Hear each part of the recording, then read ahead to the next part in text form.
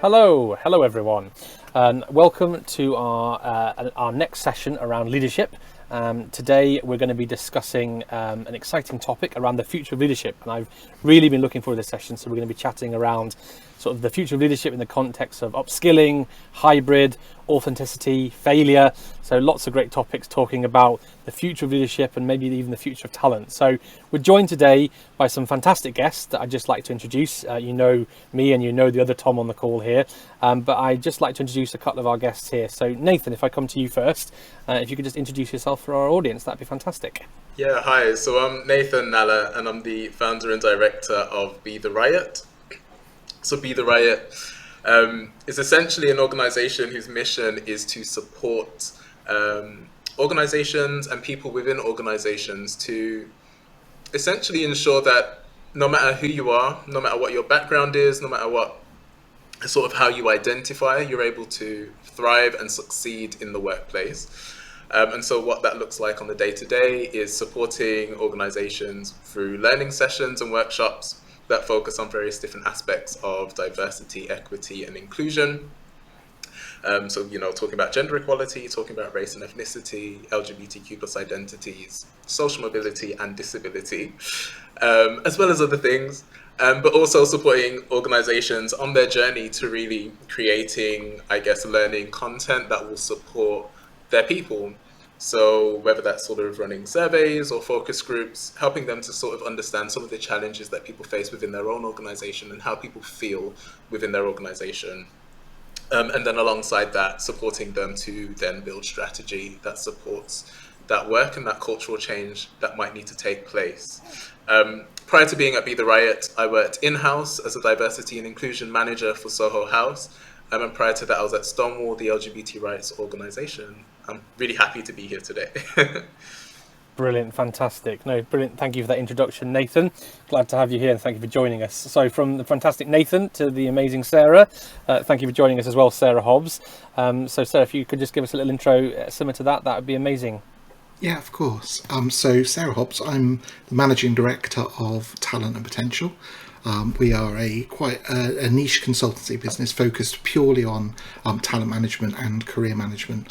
And so a lot of my work is, it kind of ranges from working with corporates on thinking about what's our kind of talent strategy, what's our approach, how do we want to do that, right through to supporting managers to know how to spot potential and hold really great conversations, particularly around careers, through to helping individuals with their careers either through coaching or through sessions that kind of really get them to think about how can I take ownership of my career for myself. And I think very much along the lines that kind of Nathan was talking about, really, of just really wanting to kind of people to feel like they have control for themselves around what they can do for their careers and how they can move it forward, rather than kind of relying on all sorts of other people to do that for them. But knowing that whoever you are, whatever your background is, whatever, that you have talents and strengths that can contribute to the organisation being amazing. And so helping people to kind of to realise that, really. Brilliant. So also really looking forward to taking part in the discussion. Smashing. All right, thank you both for those great introductions. So let's get stuck in. So, like I said, we're chatting today, and I mean, some of the things that you were just saying there in your intros, really, in terms of, I suppose some of the challenges and some of the opportunities equally as well in terms of leadership. But I suppose I'd like to just open with maybe a broader sort of question in terms of almost like the shift in leadership. And I just wondered what the thoughts are of you three around, and use that word pandemic, throw it in there, get it out of the way early on. But what have we learned over recently around leadership and where work's still needed, and what do you think we're going to need from leaders over the coming years? So just interested in your thoughts there to start this conversation. Yeah, so maybe I could go first, I guess. Yeah, I think maybe some of the more obvious aspects are that I think the pandemic taught some leaders, not all, and some organizations, not all, that one size doesn't fit all. And I think many were kind of put in a position where they were forced perhaps more to listen to employee needs and recognize the fact that we all have different circumstances, right? And we all have different needs. So, you know, there was a lot of sort of conversations around people who may have underlying health conditions. Oftentimes, those conversations might not have been happening in the workplace, right, until it actually became something very sort of important to, I guess, how people were navigating work during that time. And then, of course, you had people who were parents and, you know, their children were no longer able to attend school. And so they might have needed to be at home and, you know, essentially work a double shift or work full-time as a parent and full-time for their organization. But it meant that at least these things were becoming part of the conversation. I know that there were loads of different challenges across different organizations, but I think it did kind of cause us to think more about flexibility and how we can adapt as organizations or as leaders to support these various different needs right in front of us. Yeah, no, and I think that's really true. And I think the thing that kind of, I mean, again, it feels very obvious to say, but I think is really true, is that the thing that kind of that cements all of that together, and I think those are really good points by Nathan, is kind of trust, really. I think people have kind of realised that actually they really do have to trust their people a lot more in order to, you know, in a place where once we were completely remote, and so actually you literally weren't seeing your people, and so you had to trust them. But also, obviously, even now in a kind of a partial kind of return basis, we have to, you know, we have to trust the people are kind of getting on and doing what they need to be doing. And actually, I think, you know, that long phrase that we've had of actually managing people by outputs rather than by every minute of every day that they actually spend working has become really important. I remember kind of early on in the kind of time of the pandemic, there was a really interesting study that was done between Southampton University and Cardiff University, and they kind of talked about, and that language actually, I think they must have reissued the report, because the language initially was kind of saying actually that a lot of organisations' managers believe that their workers are shirkers, and they're just kind of going to spend the whole time at home kind of shirking away and not working. And I think what's actually kind of surprised a lot of leaders is just how much has been accomplished by their people when they are left to their own devices. So I think there's kind of a kind of trust thing, but I also think, you know, it's become more and more difficult. It's my area of kind of expertise. So before I joined Talent Potential, I've headed up talent and learning in a variety of organisations, and you know, you kind of that need to kind of really know your people and to understand what their strengths are, what motivates them, what engages them, what energizes them, becomes even more important. Because actually, I think the times when people will sit at home staring at their screen thinking, oh, this is really difficult and uncomfortable. Actually, if you know what it is that kind of inspires people and what really gets them motivated, then actually that issue of kind of working more in a kind of hybrid way actually kind of goes away, really, because we're actually able to kind of, you know, kind of push the right work to the right people, I think. Yeah. Sorry, go on, Nathan.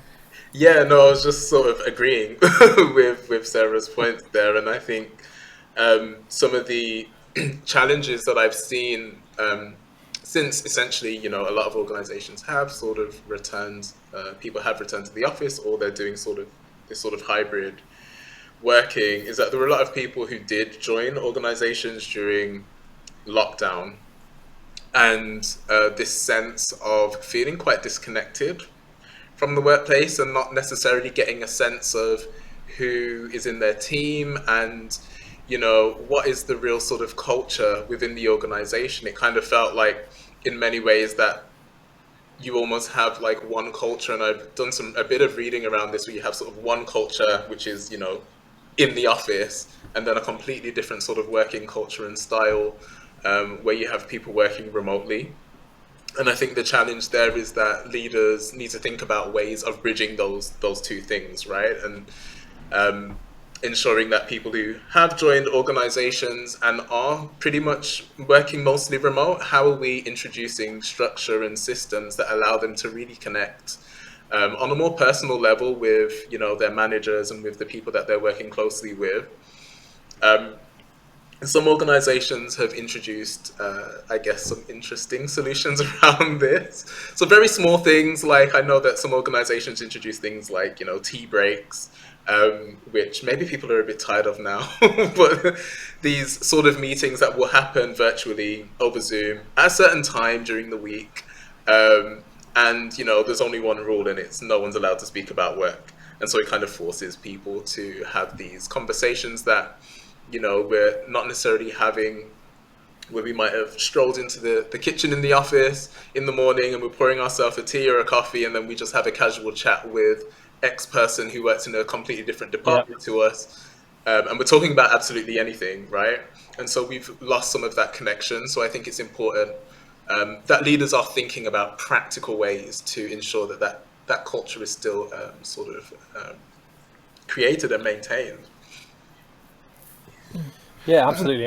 I'm sorry, no, go Sarah. Really building on that, it's really interesting. So it was prior to the pandemic, but there's a really interesting book on induction that's it's like a research pamphlet that's written by the SHRM, who are the US kind of equivalent of the CIPD, and they kind of talked about how to induct people in. And I think what's going to be really interesting, and I don't think we'll know yet for a while, but they were saying that actually, organizations are very good at introducing new employees by teaching them some of the basics and, getting them a little bit into the culture, but kind of, telling them where to send expenses and, all that type of stuff. But actually the organizations weren't so good, and managers and leaders weren't so good at actually helping people to really understand what's the politics of the organization, who knows who, what are the informal structures, some of that those more cultural issues. And I suspect probably that hasn't changed. If anything, that's got more difficult. And so I think the leaders who will really stand out are the people who really help their teams, and particularly where they've got new people to integrate really well into the organisation on that kind of level, on that kind of very much more kind of political kind of level.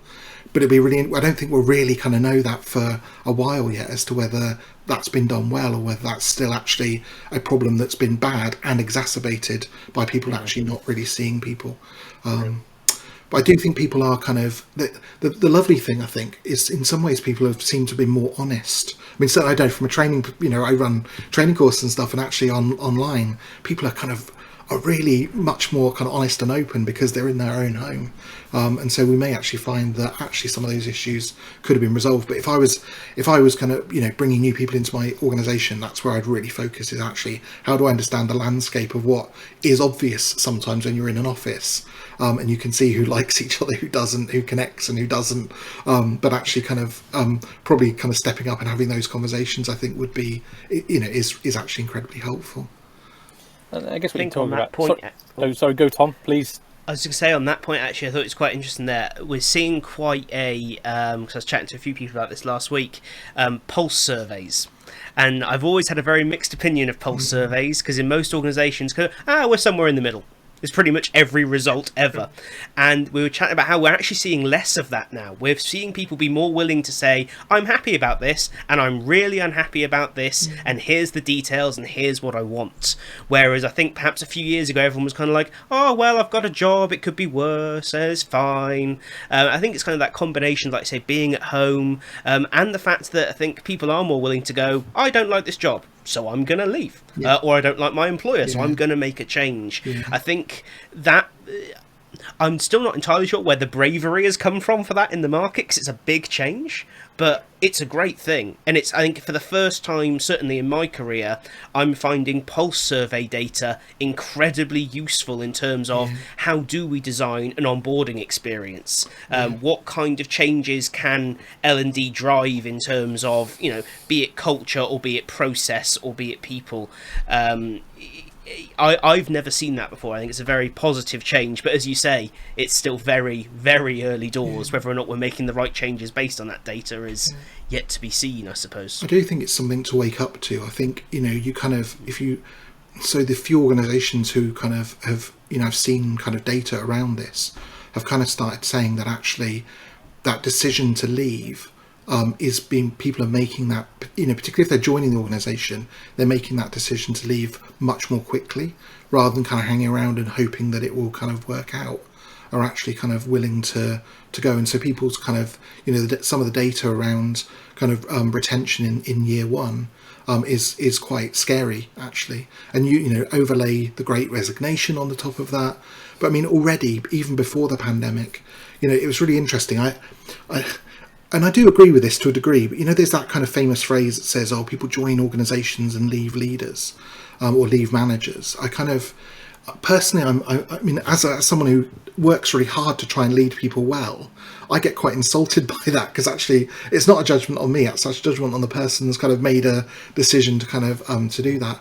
But actually what we found when you look at kind of some of the data, particularly some of the stuff that CIPD have done in the UK, a lot of kind of actually the reasons for people voluntarily leaving is actually to do with momentum around their career and not really feeling like they're kind of moving on. And I suspect probably some of that pulse data will start to kind of illustrate that even more, that actually being remote, particularly for some groups of people. I mean, Nathan probably has a take on this, particularly for some kind of, particularly people have talked about kind of females and struggling to kind of advance their kind of careers from a hybrid kind of situation, whether actually people will leave even more quickly because they really can't see any momentum for their career, because they're not having that ability to connect to other people and influencers in the organisation in the same kind of way as well. So actually opening up opportunities where we actually have conversations with people and give them those kind of opportunities, I think becomes even more important. And it's almost like that, it's transcending our own personal benefit that we get from leading someone well to actually benefiting the organisation by helping people to be retained. Well, I think a lot of it is that during the pandemic, we all had this sort of major wake-up moment. It looked different for very different people. From an equity, diversity and inclusion lens, we saw mental health challenges literally go through the roof. And I think what, kind of going back to Tom's point, what's happened for people in terms is sort of this realignment with what I really want from life, what I really want from work, and what's giving me true motivation and true happiness and true joy. That coupled with more and more organizations saying you can work completely remotely and get the same pay, or you can work hybrid and get the same pay, and then you've got other organizations where people perhaps are leaving in droves, is the organizations that are saying, actually, we're inflexible on this, we want everyone to come back to the office.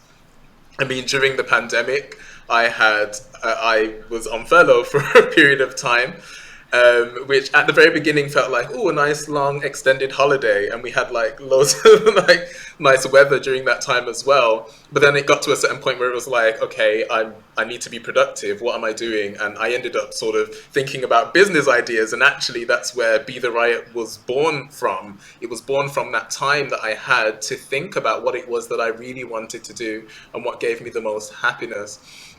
And so organizations really, if they do want to attract talent and retain talent, they really need to prioritize well-being and what matters most to people.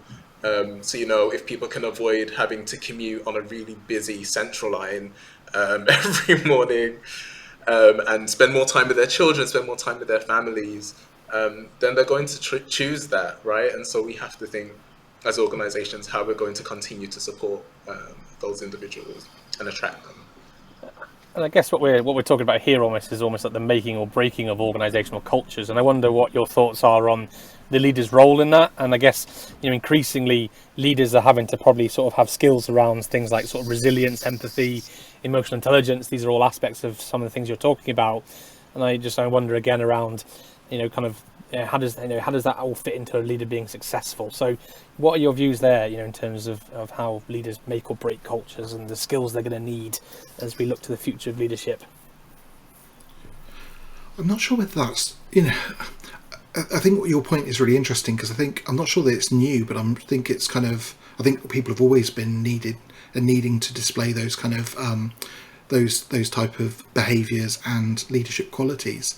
I just think it's come into sharper focus now, because actually, as Nathan was saying, where there is kind of a need for people to look after people's mental health and well-being, almost you do just need to kind of ramp up your ability to kind of handle those situations, and to know, not feel uncomfortable when someone's really kind of down and really sad and finding things really hard because they're feeling quite lonely.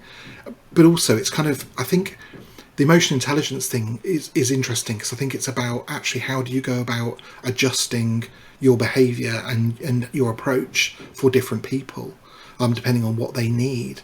And actually, I think what's really interesting is, we also can't go to that extreme that says everyone also needs that, because actually some people have loved and I've spoken to a lot of people who have really enjoyed actually being locked down and being, hybrid working and working from home and not having to go into the office. So it's kind of working out, of the people that I'm working with, which ones kind of need that increase in empathy and support and resilience, and which ones actually which ones don't. And I think, it becomes quite, that's where the quality and the skill of the leader comes in, I think, from my perspective. Because actually, if the person is doesn't need all of that, then actually offering it them probably feels a little bit uncomfortable potentially for them.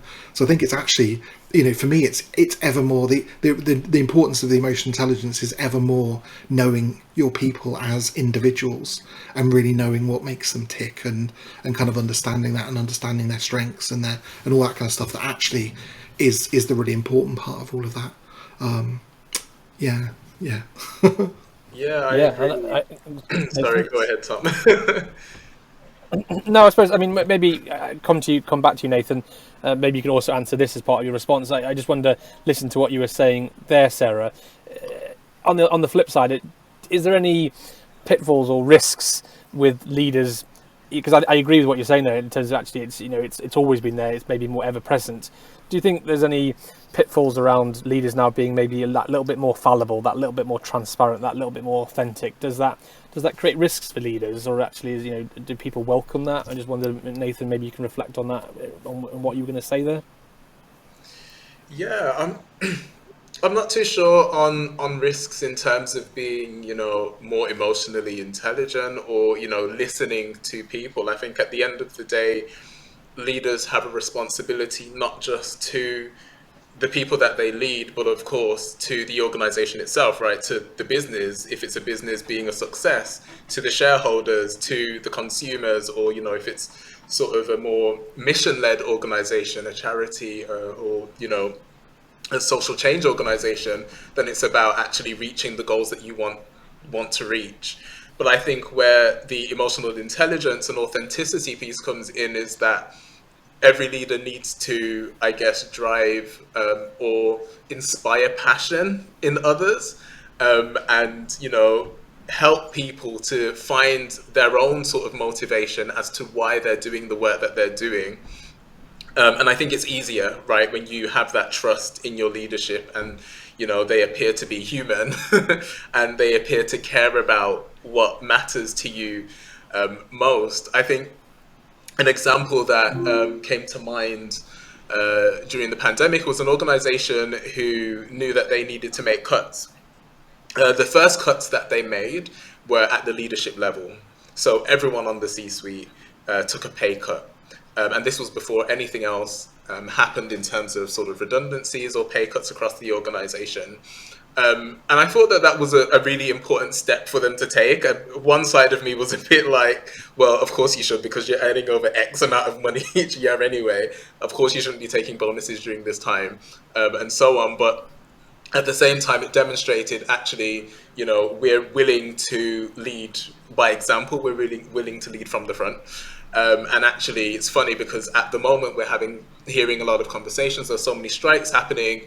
And we're hearing about the big bonuses that certain leaders are being paid, and we're living in a time where, the cost of living is through the roof. And so what matters most to people is being able to live and enjoy their lives. And if as a leader, you're not taking that into consideration with the decisions that you're making, then you're alienating the people that really you want to follow you and you want to support you and you want to be motivated and inspired to do their best work for you. And so, yeah, I to go back to the question, I'm not sure there are really any pitfalls. I guess what I would add is people or leaders during this time, I think, are often very scared to perhaps put themselves out there a bit too much or be a bit too transparent, because we are living in an age of sort of cancel culture, right? And so there's this sense of maybe what some would describe as hypersensitivity. If you say the wrong thing, then, you know, you're thrown under the bus, and that could be the end of your career. And so I do think there is sort of fear around that, but I think the authenticity comes into play when we're able to say, put our hands up and say, actually, I don't get this, I don't completely understand this. And then we go on a journey of learning, whatever the case might be, whether that's in relation to equity, diversity and inclusion, certain identities, or whether it's in regards to well-being and, you know, how much people are earning at work and things like that. It's being authentic enough to say that I'm not sure I've got all the answers right, but I'm willing to listen and I'm willing to go on a journey to understand better. Yeah, It's really interesting. That necessarily puts people off. I think it shows a thoughtfulness and a compassion actually that I think is really important. But I do think, you know, there are going to be people in your team who, you know, as I was saying before, who genuinely don't want that experience of their manager. Actually, they're quite happy for the manager to be not inauthentic. I don't mean that, but they're kind of actually they're quite happy for the manager to be a little bit at arm's length, and they don't necessarily want a kind of a personal relationship with them in that kind of knowing every detail of their life and all that kind of stuff. But I think so, you know, sometimes that's what I think we misinterpret. As, you know, as being kind of people friendly, as kind of being as being that, whereas actually I think just understanding people and adapting accordingly actually is enough. But I think, you know, it means a lot to people. I think if they see that you're being compassionate with another team member and really supportive, actually, and they know that you're likely to behave in the same way towards them, then actually I think that is just, you know, it will create the right culture within the team, I think. I think it's interesting because I think a lot of the pitfalls as they were are actually external. The example I always think of is Lisa Su at the head of AMD, when she stood up and went, hey, for the last decade, this company has dropped the ball when she took over, and the press eviscerated her. This is the end of AMD. That's it. She's collapsed the business. I mean, a few years later, you know, they're side by side with Intel as industry leaders because of that authenticity, that willingness to say, hey, our bad, when she took over internally and externally. It wasn't about, as you say, Sarah, it wasn't about this is me and it's mushy and it's soft and it's feelings based. It was just that willingness to say, hey, I nor the business are perfect, let's move forwards together and learn and get better.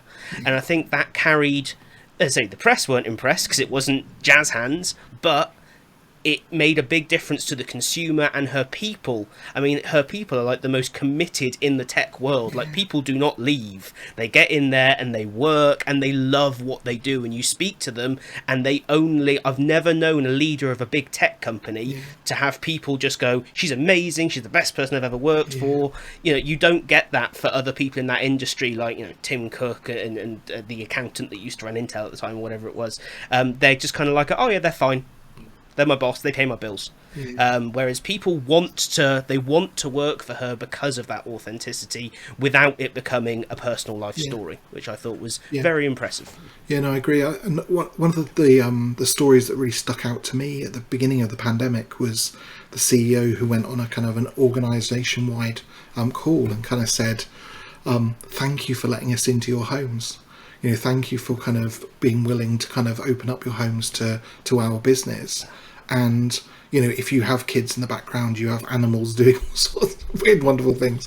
You know, that's okay because it's your home and you're welcoming us to it. And whilst, you know, I think now things are changing with hybrid and people aren't necessarily looking at it quite in the same way because things have moved on. I think that kind of language and that kind of understanding and you know, creating kind of legends around that, you know, those kind of statements is actually, you know, really. But you're seeing it all the time, aren't you?